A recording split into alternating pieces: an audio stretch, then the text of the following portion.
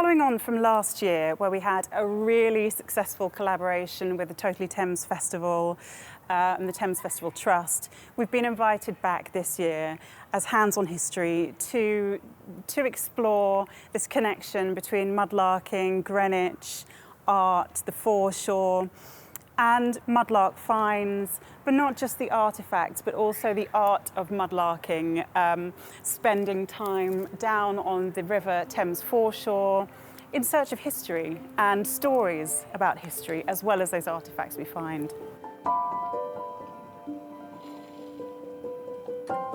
Hopefully we're going to find some objects that will link us with the mudlarking objects that are going to be exhibited with Hands-on History. Yeah, Royal Museum's Greenwich, the National Maritime Museum just there, and the Cutty Sock just behind us there. And so it's an apt location to come for a bit of a mudlark to see if we can find any foreshore foundlings. Yes, this is a project that I'm working on, collaborating with mudlarkers and their little finds that have portraits on. Yes. Because I'm a portrait sculptor, I'm totally fascinated by them and the range of history that you can learn from these little objects. So I'm sculpting these tiny objects to life size, which gives us a totally different relationship to them when we look at them from trinket scale to life size scale.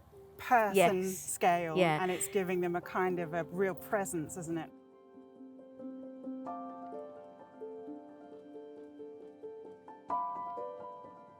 So your sculptures, the foreshore foundlings, will be exhibited at St Paul's Cathedral on the 16th and 17th of September, and then also at the National Maritime Museum on some really big screens in there. So they're going to be looking down on everyone at the mudlarking exhibition. So our challenge today is to find your foreshore foundling. Yes, yeah. I hope.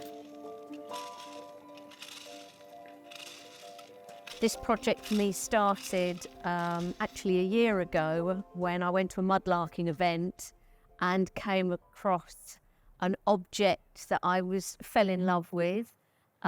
It's a medieval bead carved from bone with the most beautiful face on it, and it's only about that big. When I'm looking at them, I'm in the shoes of the original maker, so I'm looking at the potential tools that they would have used to sculpt these things. And I can see there are marks made with tools, with fingerprints. So this is a complete pilgrim badge of Thomas Becket.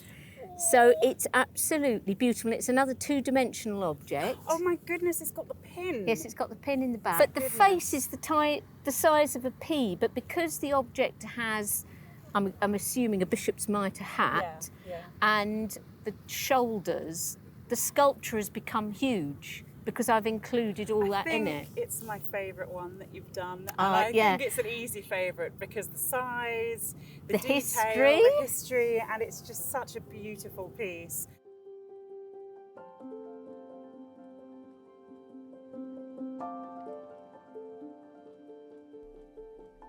So the materials that I use are black stoneware, and then the gold that I use the gold on where the object has been broken off its original. So it might be a fragment of pottery, so around the broken edges I'll put gold, and on the Thomas Becket he's got a few little round decorative bits missing from his mitre's hat, so I've gone and put a line of gold there. And that's reminiscent to a work I've done in the past, which is based on an ancient Japanese art called kintsugi, where the repair of broken objects is highlighted and celebrated rather than concealed. So because these objects have gone through a journey and they've broken, to me that's part of its history. So I want to highlight that and not hide it. I'm not going to add something that's missing. It's going to remain missing, but I will highlight it with gold. Queen's House being brought to life through storyteller and Greenwich historian Rich Sylvester. We've got guided tours happening twice daily. And he's going to start over at the National Maritime Museum and bring people over to this site here, the Queen's House. He will be giving the story of the Queen's House and the items in this collection, also in relation to mudlarking and particularly the history of Greenwich. And I think the themes will generally be based on migration, travel, trade. So I'm going to be giving a talk about my practice, but in particular this project, the foreshore foundlings, and how it began actually in a quarry in Essex. Then on the Sunday, I shall be doing a sculpture class. Amazing. And that'll be quite a fun, relaxed time. But I can also talk about the connection with the artwork and the mudlarking as well. And people will be making their own slightly scaled up or scaled down. Depending on what they're copying, size? they can use one of the larger sculptures of reference or a donated object or their own object, to sculpt. Fantastic, and they'll be taking those home with them, won't they? Because it's air drying clay. Yes.